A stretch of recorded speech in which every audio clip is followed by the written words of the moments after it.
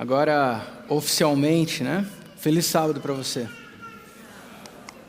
Seja bem-vindo mais uma vez à Nova Semente. Que bom que você pode estar com a gente. Comentei no primeiro culto que hoje é dia 30 de junho, o que significa que nós entramos numa fase aí de períodos escolares, né? Férias escolares.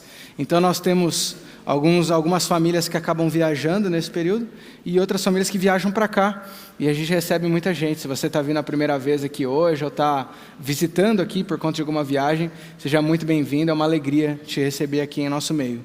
Antes de nós entrarmos no estudo de hoje, queria chamar aqui na frente de novo o Luciano. Luciano já se arrumou? Nem confirmei. Deu tempo? Luciano, por favor, só para a gente... Luciano acabou de ser batizado e nós temos aqui um certificado e um kit aqui, ó, Luciano, para poder atestar ou, de alguma forma simbólica, registrar sua decisão de entregar a vida a Cristo. Tudo bem? Parabéns mais uma vez. Mais uma salva de palmas, por favor.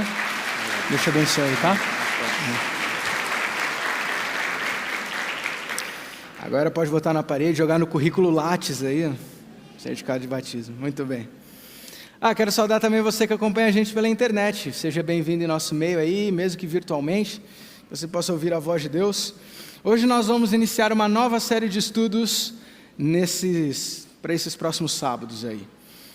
Encerramos semana passada, hoje iniciamos uma série de 5 temas. Nesses 5 temas, nós vamos estudar 5 histórias do Evangelho, onde aprendemos mais sobre Cristo, mas eu diria talvez aprendemos um outro lado de Cristo.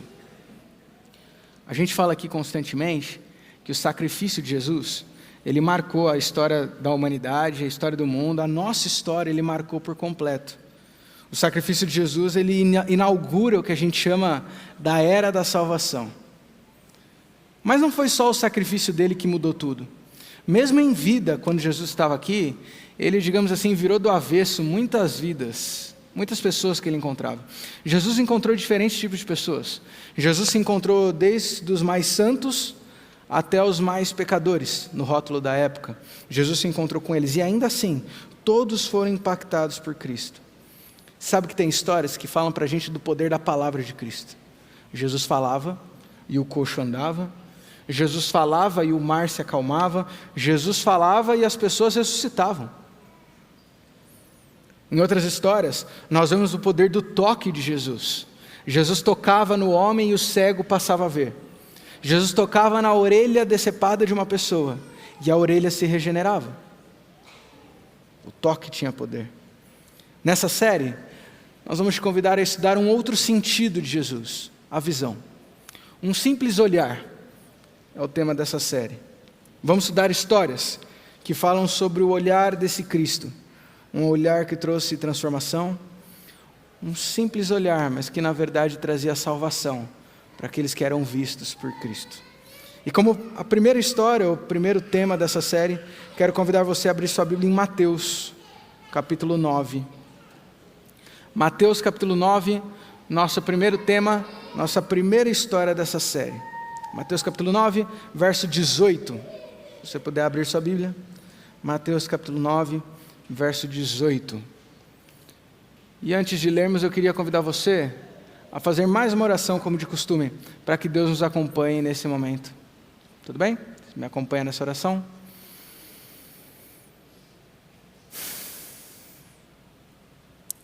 Senhor Jesus,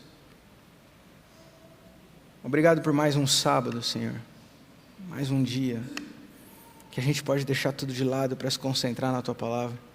A gente está no final do semestre, final de mês, e talvez para muitos a semana tem sido uma correria no trabalho, contas para fechar, números para apresentar. Mas hoje a gente tem essa oportunidade de por 24 horas deletar tudo isso, Senhor, para reservar a mente, abrir espaço apenas para que o Senhor esteja em nosso coração. Então, por favor, Senhor, entra e preenche nosso coração nesse momento. Que nesse momento que a gente vai ter a oportunidade de abrir a Tua Palavra, estudá-la, que nós possamos aprender mais de Ti. Que nós possamos entender mais da Tua vontade para a nossa vida, que a gente possa ser impactado pela Tua Palavra, Senhor, por essa história tão conhecida, mas tão importante. Fala com a gente.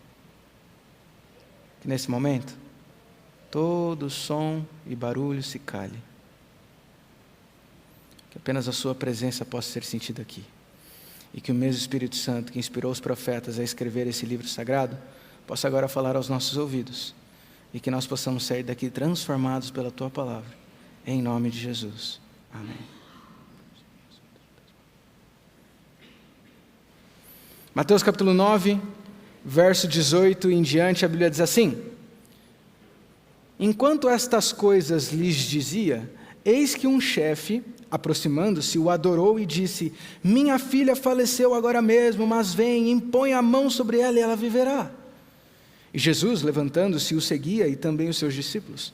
E eis que uma mulher, que durante 12 anos vinha padecendo de uma hemorragia, veio por trás dele e lhe tocou na orla da veste, porque dizia consigo mesma: se eu apenas lhe tocar a veste, ficarei curada. E Jesus, voltando-se e vendo-a, disse: tem bom ânimo, filha, a tua fé te salvou. E desde aquele instante, a mulher ficou completamente sã. Antes de estudarmos ou meditarmos sobre essa história, eu quero convidar você a anotar aí num papelzinho, para dar uma liçãozinha de casa, tá bom? Quando você chegar em casa, tiver um tempinho, eu gostaria que você lesse o relato dos outros evangelhos sobre essa mesma história. Anota aí, Lucas capítulo 3, verso 42 ao 48. Lucas capítulo 3, verso 42 ao 48. E principalmente a versão de Marcos, no capítulo 5, do verso 24 ao 34. Marcos, capítulo 5, verso 24 ao 34. Por quê? Essa versão de Mateus talvez é a versão mais resumida dessa história. E principalmente em Marcos você vai achar outros detalhes que eu vou mencionar aqui ao longo do nosso estudo e a história vai ficar mais completa, tá bom? Lucas 3, 42 ao 48 e Marcos 5, 24 ao 34. Bom, falando da história propriamente dita, se eu pudesse dar um título para essa história, eu diria algo parecido com A Cura Intrometida, mas a Amanda achou que era ruim, então não vou usar esse. Talvez eu daria O Milagre do Encaixe, ou talvez O Ato Não Programado. A verdade é que eu não achei o título perfeito, mas o que eu quero demonstrar com isso aqui? O meu ponto é o seguinte: essa história que a gente leu não era para ter acontecido. Esse é o ponto. Essa história não era dessa mulher, não naquele momento. Esse milagre não pertencia àquela mulher, digamos assim. De certo ponto de vista, aquela mulher estava no lugar errado, na hora errada. Fala, pastor, ela foi curada, como que estava errado? De certo ponto de vista. Eu vou explicar por quê. Talvez a gente entenda isso lembrando um pouquinho, ou compreendendo o contexto em que essa história acontece. Depois você lê com calma os capítulos dos livros que eu te falei, os capítulos anteriores, para você entender o que estava acontecendo na Bíblia. A Bíblia fala que Jesus estava na cidade de Gergesa, na região de Decápolis. Você deve conhecer essa história, porque lá Jesus ele encontrou 2 homens endemoniados, que eram conhecidos pela população por as suas seguidas possessões demoníacas. Ali Jesus curou aquele homem, lembra que vivia no cemitério, se cortando e gritando. Jesus libertou aquele homem não só de um demônio, mas de uma legião de demônios. A cura foi impressionante. A Bíblia fala que as pessoas, quando viram aquele homem curado, elas ficaram estarrecidas, elas paravam, estavam abismadas com o tamanho da transformação que aquele homem sofreu. Mas os vizinhos não acharam a mesma coisa. Por quê? Quando os demônios saíram daquele homem, aquela legião foi para uma manada, digamos assim, de porcos que estavam ali. E todos aqueles porquinhos pularam despenhadeira abaixo. Aquele vilarejo vivia da criação de porcos. Então, quando veio a crise econômica, porque os porcos morreram, os cidadãos daquela cidade expulsaram Jesus dali. E nossa história de hoje não é essa história, mas me chama muita atenção essa ideia. As pessoas expulsaram Jesus da cidade. Isso é muito forte. Fato é que Jesus ele entrou no seu barquinho, cruzou o mar da Galileia de novo e decidiu voltar à cidade de Cafarnaum. Chegando em Cafarnaum, a recepção que ele teve era extremamente oposta à expulsão que ele sofreu na cidade anterior.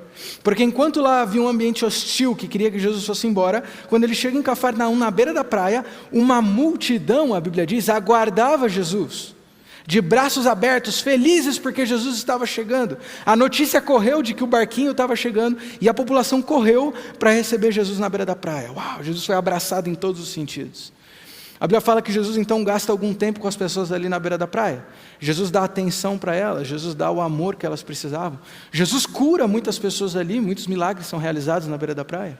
Jesus também dá muitos ensinamentos para as pessoas, todos queriam ouvir as palavras de Cristo. Depois disso, Jesus tinha uma espécie de um compromisso.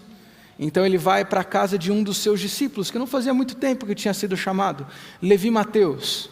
Jesus vai até a casa de Mateus e se assenta para comer com ele. Quem era Mateus? Um publicano, cobrador de impostos, rotulado pela sociedade como um pecador, e a gente vai estudar um pouco mais a fundo a história dele em outro tema dessa mesma série, por isso eu vou passar rápido, mas é naquele lugar, porque veja, Jesus senta para comer com Mateus e com os amiguinhos dele eram coleguinhas de trabalho dele, todos publicanos.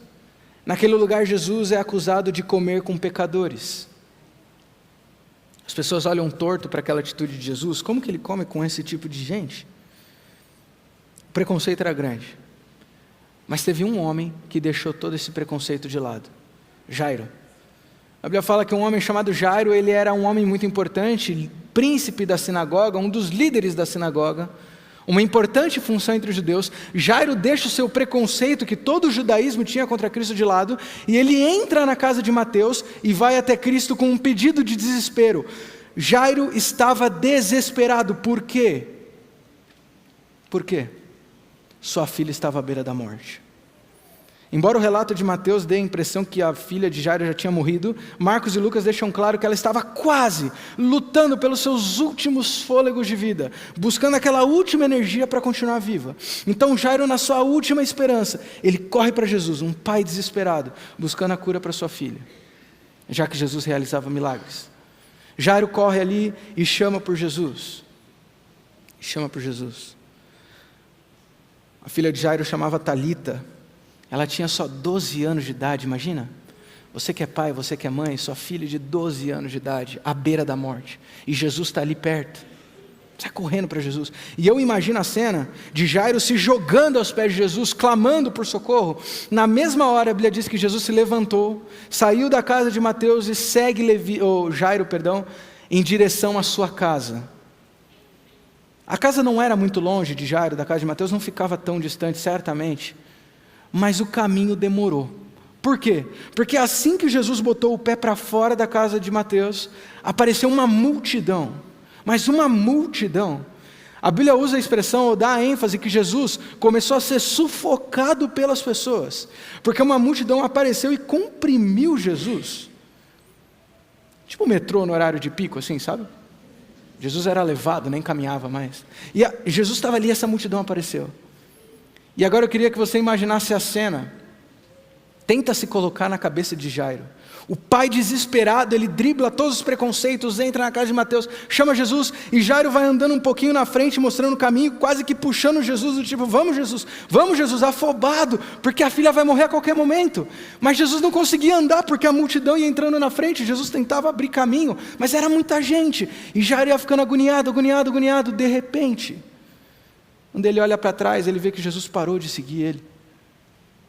E ele vê Jesus no meio da multidão tentando olhar e procurando alguém. E Jesus simplesmente diz: quem foi que me tocou? Qual você acha que foi a reação de Jairo? Eu imagino Jairo entrando em pânico, quase que socando o primeiro que aparecesse pela frente. Vem, Jesus! E aí talvez você esteja se perguntando: pastor, o que tudo isso tem a ver com a história de hoje? Porque eu não vi a mulher aparecer até agora. Pois justamente esse é o ponto que eu queria trazer para você.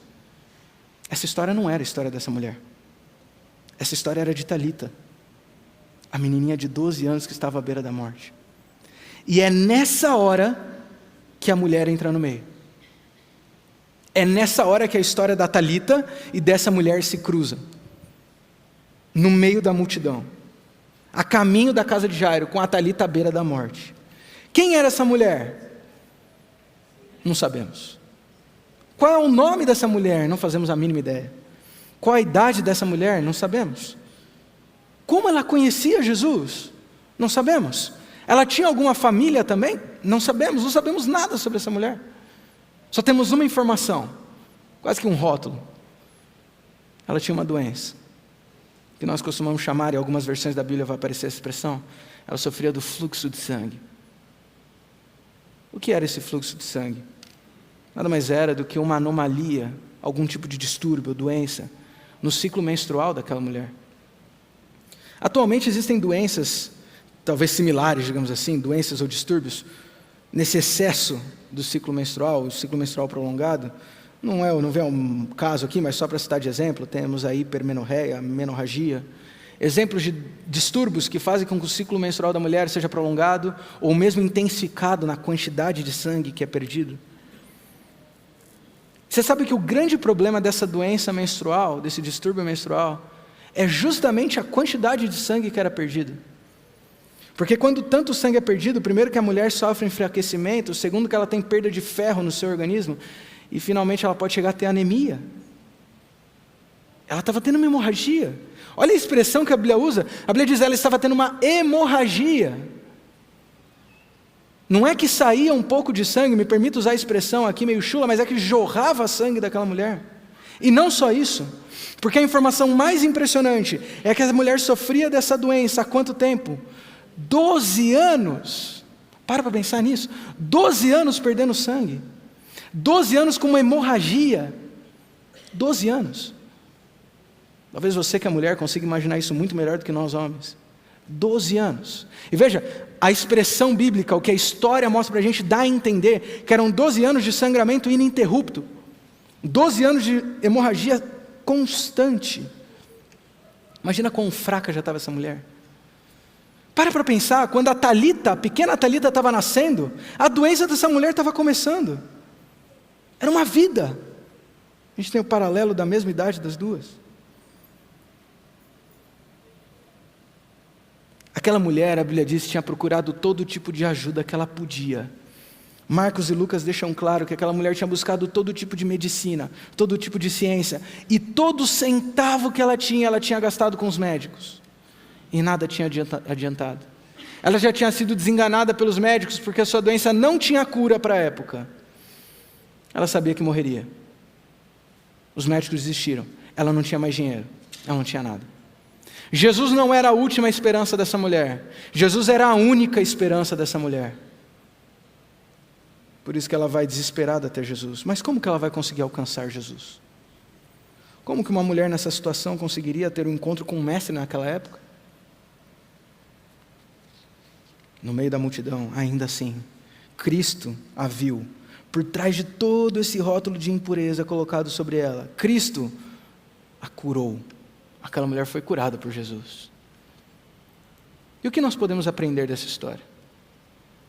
Eu destacaria aqui 3 lições que aprendemos sobre Cristo nessa história. E eu queria compartilhar essas lições com você.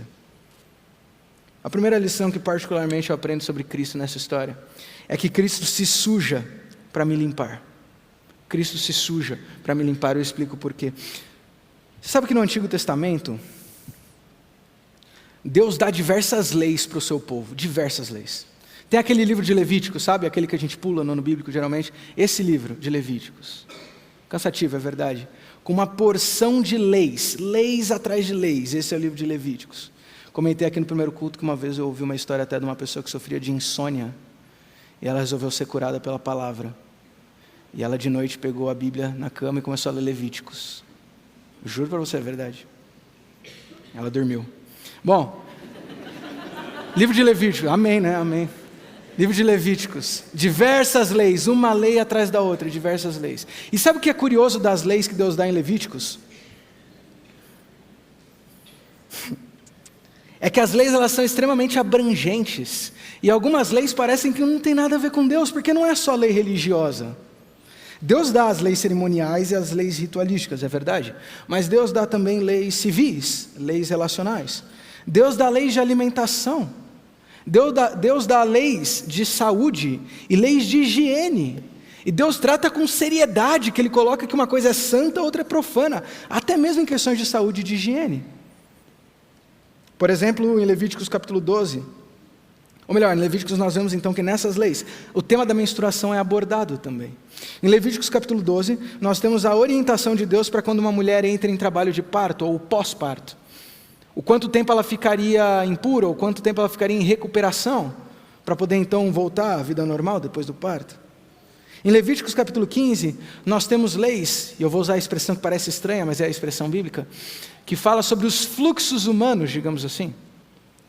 Lá vai dizer, por exemplo, capítulo 15 de Levíticos, que o homem, quando tinha fluxo seminal, ele ficaria impuro por 7 dias. E depois então ele teria que oferecer um sacrifício para se purificar. Um casal, quando tinha relações sexuais, ambas as partes ficariam impuras até o final do dia, para então se purificar novamente. E a mulher, quando entrava no ciclo menstrual, ela também ficaria impura por 7 dias, tal qual o ciclo do homem. 7 dias. Então oferecia um sacrifício para se purificar. Agora, vale destacar que a impureza aqui não necessariamente significa que a pessoa está em pecado, ou num ato pecaminoso, não é isso. Ah, você é pecador, então você não vai entrar no templo. Não, veja, a impureza era apenas ritualística, cerimonialista. Não tem como você olhar para uma mulher e dizer que ela pecou porque menstruou, faz parte do corpo dela. Não tem como você olhar para um homem e dizer que ele pecou por ter um fluxo seminal, faz parte do corpo dele. Mas acontece que a pessoa simplesmente não está apta a comparecer no santuário, uma vez que é um lugar extremamente santo, e uma vez que Deus aparecia ali, e aí a história é mais complexa, a gente pode estudar outro dia. Mas impureza era apenas uma impureza cerimonial. Está claro isso? Outra coisa interessante é que a lei dizia que a pessoa na condição de impureza, quando ela tocava em alguém ou algo, esse algo também se tornava impuro. Vou dar um exemplo para explicar. No caso, uma mulher que estava no seu ciclo menstrual e nos 7 dias de impureza, se ela tocasse numa outra pessoa, tivesse contato com uma outra pessoa, essa pessoa também ficaria impura. Ou não estaria apta para comparecer no santuário. É como se a impureza cerimonial fosse contagiosa, digamos assim. Mas olha que curioso, o capítulo 15, verso 25 de Levíticos, vai destacar, o Deus vai prever justamente a situação de uma mulher que sofre de um distúrbio no ciclo menstrual, tal qual essa mulher aqui. Veja o que a Bíblia diz no verso 25, diz assim: também a mulher, quando manar fluxo do seu sangue, por muitos dias fora do tempo da sua menstruação, ou quando tiver fluxo de sangue por mais tempo do que o costumado, todos os dias do fluxo será imunda ou impura, como nos dias da sua menstruação. Então, assim como no ciclo menstrual a mulher ficava impura, se ela tivesse um distúrbio, algum tipo de patologia, e a menstruação durasse mais tempo, ela permaneceria impura, cerimonialmente impura. Faz sentido na lógica da lei aqui, certo? Vamos aplicar então para a história que estamos estudando hoje. Aquela mulher estava impura fazia 12 anos. Há 12 anos, aquela mulher não podia comparecer no templo para adorar o seu Deus. Há 12 anos, aquela mulher não podia tocar em ninguém, porque em quem ela tocasse, ficaria impuro. Há 12 anos, se é que essa mulher tinha família, ela perdeu o contato com a sua família. Há 12 anos, essa mulher não podia gerar um filho, e você sabe como era importante para aquela época. Há 12 anos, essa mulher foi completamente marginalizada por todos, porque ela era uma impureza ambulante, e quem ela tocasse ficaria impuro também. É por isso que essa mulher não podia estar ali no meio daquela multidão. Ela está contaminando todo mundo. Mas aí vem a parte que me chama a atenção, porque a Bíblia diz que essa mulher foi curada quando ela tocou Jesus. Ela tocou Jesus. Jesus permitiu que ela tocasse a Ele, mesmo estando impura. Sabe o que isso significa? Que Jesus se sujou para que aquela mulher fosse limpa, entende? Jesus se contaminou para que aquela mulher se tornasse pura. Jesus permitiu isso. Para pensar, perante a lei mosaica, Jesus não estava apto para comparecer no templo e oferecer sacrifícios ao Pai. Jesus estava impuro. Para pensar o que isso significa. Perante a lei farisaica, Jesus se tornou um pecado ambulante, porque ele foi contaminado por uma pessoa impura. Mas Jesus permitiu. Isso para mim é muito forte, porque me faz lembrar o sacrifício de Jesus. Não querendo forçar algum tipo de alegoria, mas quando Jesus morreu na cruz, tudo que ele fez foi se sujar para que eu possa ficar limpo. Ele tomou sobre si a minha culpa, o meu pecado, a minha impureza, para que eu me tornasse puro. Cristo assumiu a minha indignidade, para que eu pudesse ser purificado. Como diz o texto de Isaías 53, verso 4 a 5. Certamente, Ele tomou sobre si as nossas enfermidades, e as nossas dores levou sobre si. O castigo que nos traz a paz estava sobre Ele, e pelas suas pisaduras nós somos sarados. Cristo tomou sobre si a minha impureza, a minha indignidade, a minha sujeira, para que eu possa ser puro. Por isso, se você está aqui hoje, talvez por alguma razão da vida, se sentindo indigno de estar na presença de Deus, essa é a hora de buscar Jesus. Não importa quão indigno você se sinta, ou quão imundo você se sinta perante Cristo, corra até Ele, toque em Cristo, e você será limpo. Busque a Jesus, do jeito que você está. Não espere se tornar santo. Não espere limpar o seu histórico, é Ele que te limpará, é Ele que te purificará, é Ele que te transforma, é Ele que te salva. Apenas busque a Cristo com todas as suas forças, com todas as suas forças. A segunda lição que eu aprendo nessa história sobre Cristo, é que Cristo reconhece o meu toque de fé, o meu toque de fé. Talvez essa é a lição que eu confesso que mais me chamou a atenção quando eu estava estudando. Tenta visualizar a cena. Tenta visualizar a cena. Jesus coloca o pé para fora da casa de Mateus. Uma multidão surge do nada. Aparece ali e começa a comprimir Jesus. A expressão que a Bíblia usa, como eu citei, é que Jesus estava sendo sufocado pela multidão. Quanto mais Jesus andava, mais a multidão aumentava e mais ela se comprimia. Todos tentando chegar perto de Jesus, ter um contato com Jesus.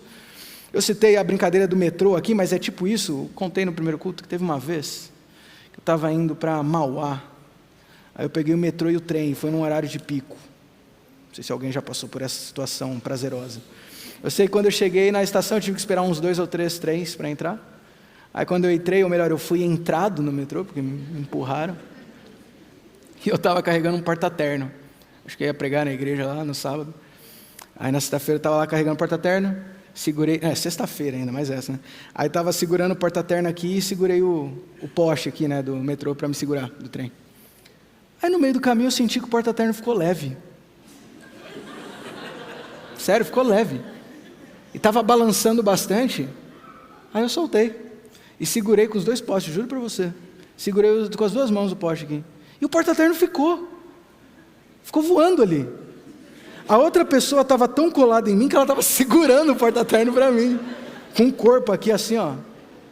Aí eu fui aqui só segurando e o porta-terno voando.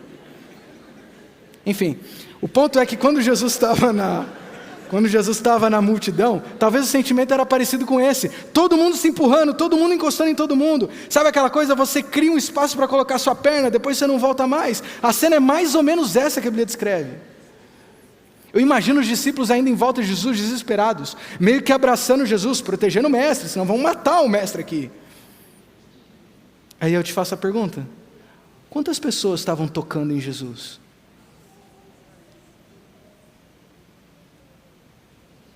Milhares de pessoas tocando, empurrando, esbarrando em Jesus, mas apenas um toque retirou o poder de Cristo.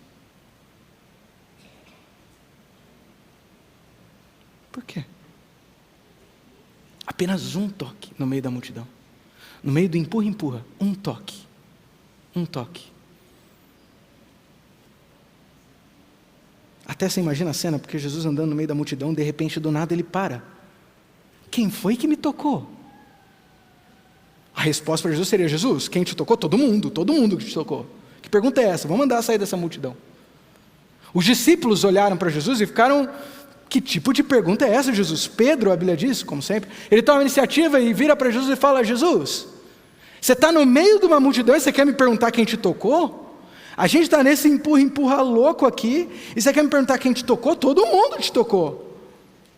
Aí Jesus diz a frase: eu senti que de mim saiu poder. Que frase! Eu senti que de mim saiu poder. É até difícil de entender essa frase. Será que Jesus estava realmente tão desapercebido que não percebeu a mulher, mas o poder do Pai, sabe, transbordava de Cristo e quem tocasse retirava poder? Eu senti que de mim saiu poder. Milhares de toques em Cristo. Empurra, empurra, esbarrão.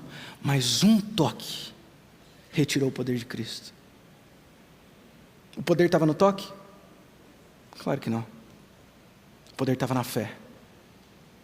Eram vários empurrões, mas apenas um toque de fé. Sabe que a história dessa mulher inspirou outras pessoas? Porque a Bíblia vai dizer mais para frente, em Mateus capítulo 14, 36, Marcos 6, 56, que outros episódios, as pessoas chegavam para Jesus e pediam para pelo menos tocar na roupa dele, porque saberiam que era o suficiente para ser curadas. Olha só.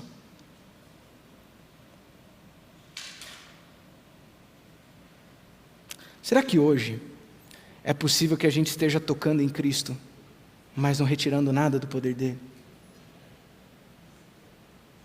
Sabe, se a gente está todo mundo aqui hoje tentando buscar uma experiência real com Deus, a gente fala isso todo sábado, toda semana. É como se Jesus estivesse passando aqui na cidade e nós somos a multidão tentando se aproximar de Cristo, concorda? Nós somos a multidão tentando ter um encontro com Jesus, tal qual aquelas pessoas. Buscando uma cura, uma solução, uma resposta, um ensinamento, um amor, um carinho. Todos nós aqui tentando chegar perto de Cristo. Mas será que a gente não tem encostado em Cristo constantemente, mas apenas empurrado e esbarrado, sem retirar nada de poder dele? Será que nós temos encostado em Cristo, mas não temos vivido uma experiência real com Ele? Sabe aquele dia que você leu sua Bíblia, só para terminar o capítulo e terminar a dose do dia e poder trabalhar sem culpa na consciência? E quando terminou de ler, aquele texto não fez sentido nenhum para você, e não mudou nada no seu dia ter lido a Bíblia? Sabe aquele dia que você orou, só porque se comer sem orar vai fazer mal a comida? Mas você nem sabe o que você estava falando, porque sua mente estava viajando em outros pensamentos completamente diferentes. Sabe aquele dia que você decidiu guardar o sábado? Porque tem que guardar o sábado. É o dia de Cristo, eu não vou trabalhar. Mas sua cabeça está tão lá fora, tão preocupado com as coisas que estão acontecendo aí, que você está mais tempo talvez nas notícias na internet. E a última coisa que você está fazendo é descansando em Cristo.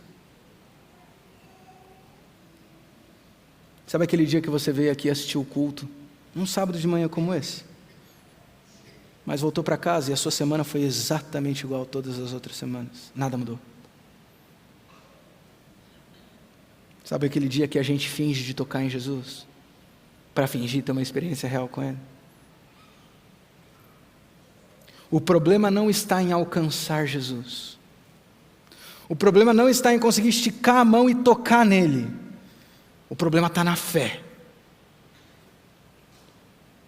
Você tem esbarrado em Cristo, ou você tem buscado o toque de fé em Cristo? Terceira e última lição que eu queria destacar sobre Cristo aqui nessa história, é que Cristo sabe quem eu sou. Eu mencionei no início da nossa meditação aqui que a gente não sabe quase nada sobre essa mulher. Quem ela era, de onde veio, para onde foi, não sabe nada. Mas como a gente se engana, achando que Cristo sabia tão pouco dela quanto nós sabemos. Cristo sabia exatamente quem era aquela mulher. Cristo sabia o que ela estava passando. No livro Desejado de Todas as Nações, Ellen White amplia um pouco o contexto dessa história. Ela comenta desse desespero dessa mulher que nós já estudamos aqui, a falta de esperança, desenganada pelos médicos, buscando um último alívio. Ela escuta falar então de quem era esse Jesus, o milagreiro Jesus que curava qualquer doença. Há muito tempo ela queria encontrar com Jesus. Finalmente ela descobre que Jesus chegou na sua cidade. E quando Jesus vai na beira da praia ensinar as pessoas, aquela mulher foi lá também se encontrar com Jesus. Na beira da praia, receber Jesus. Mas a multidão era tão grande que ela não conseguiu se aproximar de Jesus. Ela era impura, lembra? Ela não podia se misturar. Então Jesus foi embora, Jesus foi para a casa de Mateus. E ali conta que essa mulher foi atrás de Jesus até a casa de Mateus. Logicamente ela não podia entrar na casa de Mateus. Jairo podia, Jairo era um cara importante. Aquela mulher não podia. Então ela sentou na porta, talvez, ficou ali aguardando, esperando, e ficaria o tempo que precisasse para poder encontrar com Jesus assim que ele colocasse o pé na rua. Mas Jairo furou a fila. Jairo entrou na frente.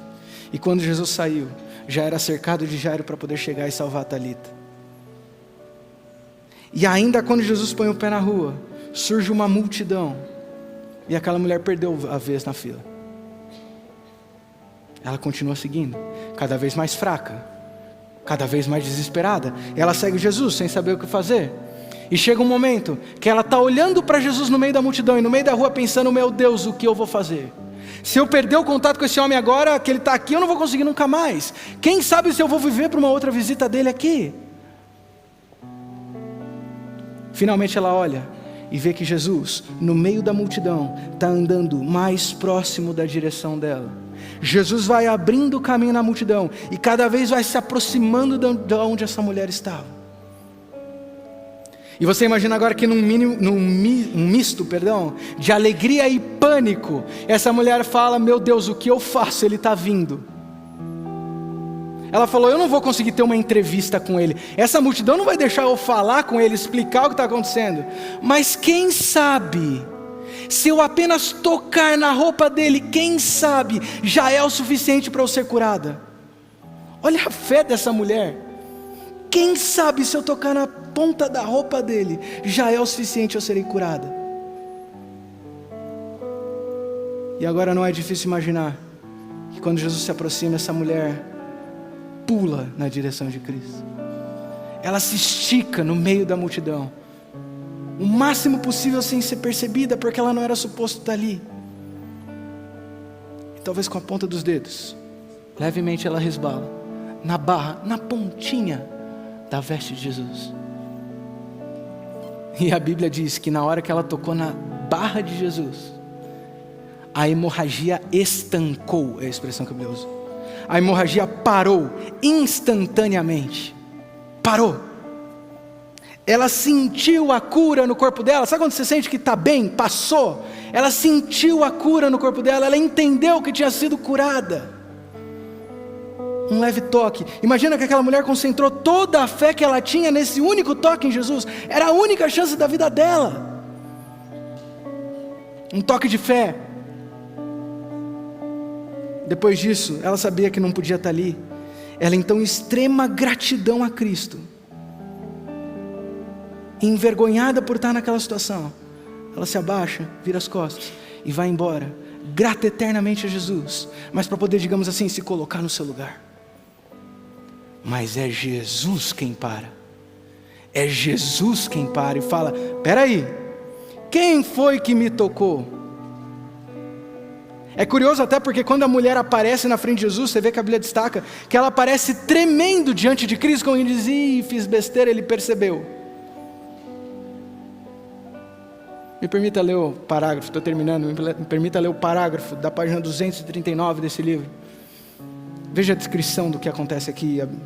Ali é dito: o Salvador podia distinguir o toque da fé do casual contato da turba descuidosa.